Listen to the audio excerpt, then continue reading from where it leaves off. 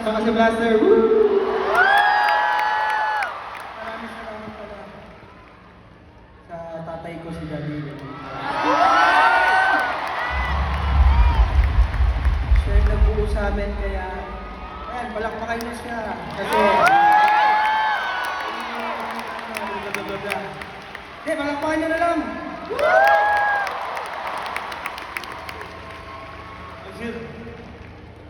Gusto ko mag-thank you sa inyo lahat.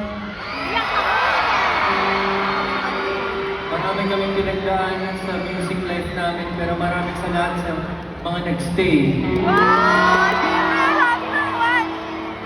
Isa kami sa example na minsan may lubak talaga ang buhay, hindi kami naging okay. Pero naging okay kami ngayon, yun yung mahalaga. Isa itong patunay na yung mga bagay na akala natin imposible o hindi na mangyayari, ay pwede palang mangyari.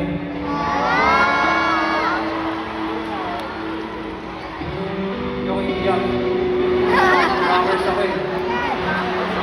Mga rockers umiiyak. Pero din, seryoso. Gusto ko magpasalamat sa mga kabanda ko muna. Dahil feeling ko, sa lahat ng mga tao sa mundo, sila yung nakakaintindi sa akin. Salamat Unique, Blaster, and Badyaw.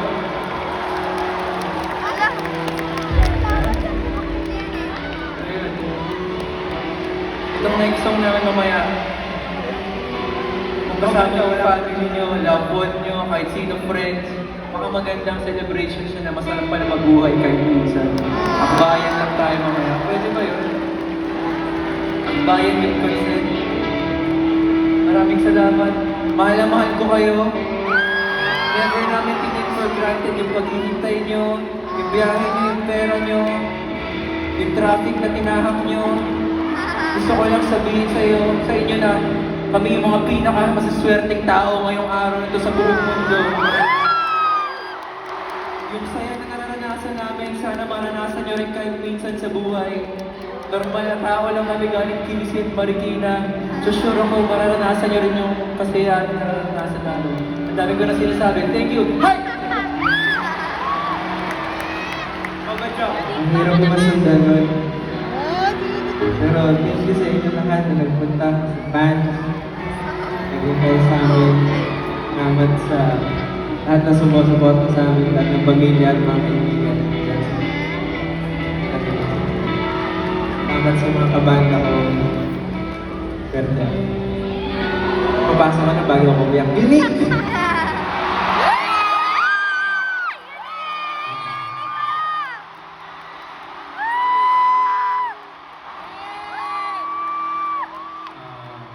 Maraming salamat sa lahat na pumunta dito, sa lahat ng mga kaibigan, pamilya, at syempre sa tatlong ito. Wala akong masabi kundi parang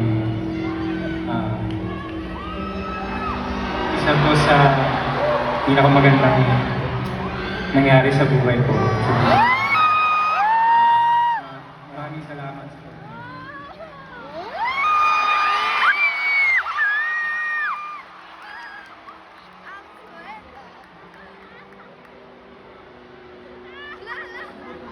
Kumiyak daw yung libre ng status.